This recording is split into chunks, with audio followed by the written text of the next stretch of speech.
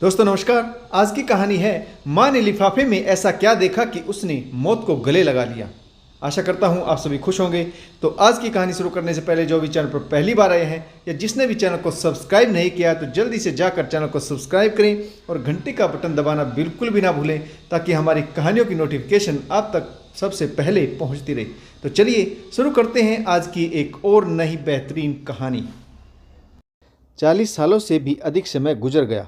विमला जी इसी बिल्डिंग में रहती है। यह बिल्डिंग अब बेहद जर्जर अवस्था में पहुंच चुकी थी। छत टपकने लगी, दीवारें कमज़ोर हो चुकी थी और प्लास्टिक भी झड़ कर बिल्डिंग की जर्जर हालत बयां करने में कोई कसर नहीं छोड़ रही थी। इसी कारण बिल्डिंग बनाने वालों ने पूरी बिल्डिंग को ध्वस्त करके फिर से बनाने का निर्णय लिया और सभी रहने वालों को दूसरी जगह शिफ्ट होने का निर्देश दिया। इस बिल्डिंग के सभी ओनर्स ने खुशी खुशी इसके लिए अपनी सहमति व सहयोग दिया, सिवाय विमला जी के। विमला जी 85 से अधिक बसंत देख चुकी। झुकी हुई कमर, धुंधली नज़र, क्षीण काया जो कभी भी साथ छोड़ सकती। विमला जी की 4 बेटियां, दामाद, नाती नातिनों ने से भरा पूरा परिवार है, लेकिन विमला जी अकेली ही रहती। बारी बारी सब आते जाते रहते हैं, परंतु विमला जी यह फ्लैट छोड़कर कहीं नहीं जाती। उन्होंने शायद ही कोई रात कहीं और बिताई हो। विमला जी की बड़ी बेटी दामाद भी बुजुर्ग हो चले। आंटी अकेली ही इस घर में रहती। घर को इस तरह से सहज रखा था कि एक एक चीज करीने से सजा रखी थी। 10 वर्ष पूर्व विमला जी के पति के गुजर जाने के बावजूद भी विमला जी इस घर से टस से मस नहीं हुई। उनकी सालों पुरानी काम वाली बाई की चौथी पीढ़ी यानी उनकी पोती अब विमला जी की देखभाल करती। वह दिन में ब्यूटी पार्लर का पार्ट टाइम काम करती और बाकी समय विमला जी के साथ उनके घर में रहती। काम भी बहुत ज़्यादा नहीं है, चिड़िया जैसा पेट है विमला जी का। लड़की सब झटपट पका देती है, वक्त भी बहुत कम लगता है। बाकी समय तो वह विमला जी के साथ चटपटी कहानियां सुनने में बिताती। विमला जी का ड्राइवर भी ऐसा ही खानदानी है जो बैंक, अस्पताल, दुकान इत्यादि की जिम्मेदारी पूरी करता है। विमला जी के पति सरकारी नौकरी से रिटायर थे। अच्छी खासी पेंशन आती जिससे सभी ज़रूरतें पूरी हो जाती। बेटियां भी अपनी तरफ से कोई कसर नहीं छोड़ती। विमला जी में एक बात खास है, अन्य बुजुर्गों की तरह वह कभी मरने मारने की बात नहीं करती। उन्हें जीवन से बहुत लगाव है, जीने की अदम्य इच्छा है, तभी तो जीवन के 85 से भी अधिक बसंत देख चुकी। 100 बातों की एक बात, विमला जी किसी भी कीमत पर अपना फ्लैट नहीं छोड़ना चाहती। अगल बगल की बिल्डिंग से लगभग सभी लोग खाली कर चुके थे, परंतु विमला जी मानो जिद पर अड़ी थी। वह घर खाली नहीं कर रही थी। बेटियां समझा समझा कर हार गई थी। बिल्डर ने अंतिम नोटिस भेजा। छोटी बेटी और दामाद आकर शिफ्टिंग का काम कराने को आ गई। बिल्डर को अतिरिक्त राशि का भुगतान भी कर दिया गया था, परंतु विमला जी टस से मस नहीं हो रही थी। परंतु घर तो खाली करना ही था। पास में ही एक खाली फ्लैट मिल गया था। बेटी दामाद घर खाली कराने लगे। बेटी दामाद तो विमला जी से शहर छोड़ने की गुजारिश भी कर रहे थे। बेटी ने कहा, माँ अब छोड़ो गृहस्थी का मोह, हमारे साथ रहो। क्या रखा है अब इस शहर में? इस फर्नीचर को बेच दो। जो भी साथ में लेकर चलना चाहती हो वो ले चलो। देखो ना, मैं भी 60 की दहलीज पार कर चुकी हूँ। दोनों माँ बेटी साथ मिलकर रहेंगे। मेरे भी बाल सफ़ेद हो चले। मुझे आपकी फिक्र रहती। विमला जी की बिटिया बार बार दोहरा रही थी कि लेकिन विमला बुदबुदा रही थी, मैं कैसे चली जाऊं यहाँ से? मैं नहीं जाऊंगी यहाँ से। बेटी अपनी आखिरी कोशिश कर चुकी थी, परंतु विमला जी टस से मस ना हुई। बेटी भी खिंचकर सामान शिफ्ट कराने लगी। विमला जी की 4 बेटियां हैं। 4 बेटियों के बाद बहुत मन्नतें मांगी, मंदिर मंदिर जाकर माथा टेका, तब जाकर बेटे का जन्म हुआ। विमला जी का बेटा सुमित 4 बहनों से छोटा था, सभी का लाडला भी था। विमला जी और उनके पति ने अपनी 4 बेटियों का विवाह बहुत जल्दी कर दिया था। उन्हें बहुत अधिक पढ़ाया लिखाया भी नहीं गया।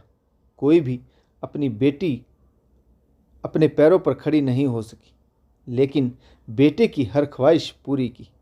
सुमित पढ़ने में बहुत होशियार था, इसीलिए ग्रेजुएशन करने के बाद अमेरिका पढ़ने चला गया। परंतु जब सुमित की पढ़ाई पूरी हुई, उसकी वापसी का समय नज़दीक आया तो वह नहीं आया। परंतु एक खबर जरूर आई कि वह लापता हो गया है। उस दिन के बाद से आज तक सुमित का कोई अता पता नहीं था। विमला जी और उनके पति को यकीन ही नहीं हो रहा था, इतने बड़े अमेरिका शहर में उनका बेटा लापता कैसे हो गया। यह बात गले से उतर ही नहीं रही थी। परंतु परदेश में गए बेटे को कैसे ढूंढा जाए। भारत सरकार से भी सहायता मांगी, परंतु कोई विशेष कामयाबी हाथ नहीं लगी। बरसों गुजर गए। विमला जी इसी आस में है कि एक दिन उनका बेटा जरूर आएगा। आज भी बेटी के जिद करने पर विमला जी मन ही मन बड़बड़ाई, मैं कैसे छोड़कर जाऊं इस घर को। मेरा बेटा मुझे ढूंढता हुआ यहाँ जरूर आएगा। यह सुनकर बेटी और दामाद की आंखें नम हो गई। बेटी ने विमला जी को अपने अंक में भरते हुए कहा, माँ मान भी जाओ, अब वह नहीं आएगा। आना होता तो कब का आ चुका होता। अब तुम्हारा सुमित नहीं आएगा। और दोनों माँ बेटी फपक कर रो पड़ी। विमला जी फिर से बुदबुदाई, ना बेटी रो मत, तेरा भाई जरूर आएगा। मुझे पंडित जी ने कहा था सुमित जिंदा है और एक दिन वापस जरूर आएगा। मुझे पंडित जी की बातों पर पूरा विश्वास है। लगभग 35 साल हो आए, परंतु सुमित वापस नहीं आया। विमला जी की बुजुर्ग आंखों में आज भी कभी ना खत्म होने वाला इंतजार था। उस समय संचार के इतने साधन भी नहीं थे, परंतु फिर भी हर संभव कोशिश की गई कि कोई सुराग मिल जाए, लेकिन कोई खबर नहीं आई। उसके वहाँ वाले दोस्तों ने बताया कि वह स्विमिंग पूल में डूब गया, तो किसी ने कहा उसका मर्डर कर दिया गया, पर सबूत कुछ भी हाथ नहीं लगा। ना तो बॉडी मिली और ना ही कोई अन्य सामान। फिर कैसे मान लिया जाए कि सुमित नहीं रहा। विमला जी आज भी यही बुदबुदा रही थी, सुमित को यहाँ वाला एड्रेस पता है, वह लौट आएगा तो फिर हमें कहाँ ढूंढेगा। मैं यह घर छोड़कर कहीं नहीं जाऊंगी। अब तो विमला जी के पति को भी गुजरे हुए भी 10 साल हो चुके थे। वह भी बेटे के इंतजार में तड़पते हुए स्वर्ग सिधार गई। थोड़ी देर बाद विमला जी की बेटी ने अपनी माँ को रॉकिंग चेयर पर बैठा दिया और घर का बचा हुआ सामान समेटने लगी। सबसे पहले अपनी माँ की तस्वीर उतारी, माँ की तरफ देखा, रॉकिंग चेयर पर बैठी कुछ बुदबुदा रही थी। फिर पिता की तस्वीर उतारी जिस पर हार चढ़ा हुआ था। कुछ क्षण के लिए बेटी की सांसें थम गई।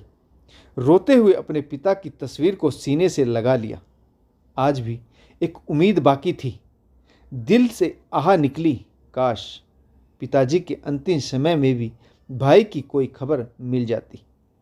फिर सुमित की तस्वीर को उतारा। सुमित की तस्वीर पर किसी ने हार नहीं चढ़ाया था, क्योंकि सभी का यही मानना था कि वह जिंदा है।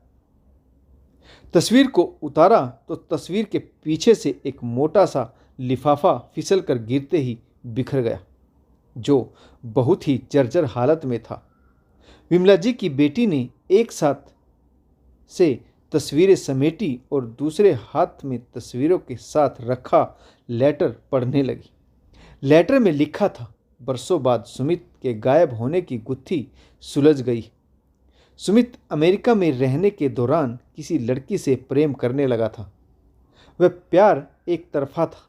लड़की ने इनकार किया तो सुमित ने नदी के पुल से कूदकर आत्महत्या कर ली।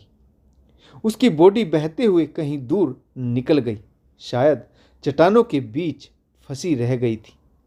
लेटर में अफसोस जताते हुए कहा गया कि हम आज भी यह बताने में असमर्थ हैं कि उसने आत्महत्या की या यह महज एक दुर्घटना थी। बहुत खोजबीन करने के बाद भी सही तथ्यों की जानकारी नहीं मिल पाई, पर इतना तय है कि वह मर चुका है।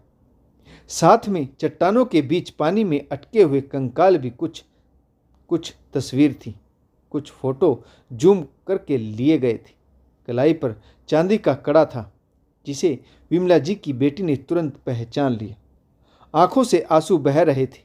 उसे विश्वास ही नहीं हो रहा था कि यह पत्र 10 साल पुराना था। इसका मतलब पिताजी ने सुमित की जानकारी मिलने के बाद ही यह दुनिया छोड़ी थी। वह जल्दी जल्दी लिफाफा और फोटो समेटने लगी। वहीं करने वाली थी जो उसके पिता ने किया था, अपनी माँ से इन तस्वीरों और लेटर को छुपाने की नाकामयाब कोशिश। तस्वीरों और लेटर को समेटकर रॉकिंग चेयर पर बैठी माँ के पास पहुंची। तस्वीरों और लेटर को अपने पर्स में डाल लिया। जैसे ही अपनी माँ को झकझोरने लगी, छूते ही शरीर एक तरफ झूल गया। उनके आंचल से एक तस्वीर फिसल कर नीचे गिरी। बेटी को मानो एक करंट सा लग गया। यानी माँ सब जानती थी। तस्वीर नीचे गिरते ही बरसों का इंतजार खत्म हो चुका था। साथ ही विमला जी भी यह दुनिया छोड़ चुकी थी। उनके साथ ही कभी ना खत्म होने वाला इंतजार भी समाप्त हो गया। तो दोस्तों, इस कहानी में आपको कौन सा किरदार अच्छा लगा, कमेंट्स करके हमें ज़रूर बताइएगा। अगर आपको हमारी कहानियाँ पसंद आ रही हैं तो लाइक, शेयर और कमेंट्स ज़रूर करें। और चैनल को अभी तक सब्सक्राइब नहीं किया तो प्लीज़ चैनल को सब्सक्राइब करें। तो आशा करता हूँ आपको यह कहानी ज़रूर पसंद आई होगी। तो कहानी पढ़ने के लिए आप सभी का बहुत बहुत धन्यवाद। जय हिंद, वंदे मातरम, भारत माता की जय। जय जवान और जय किसान।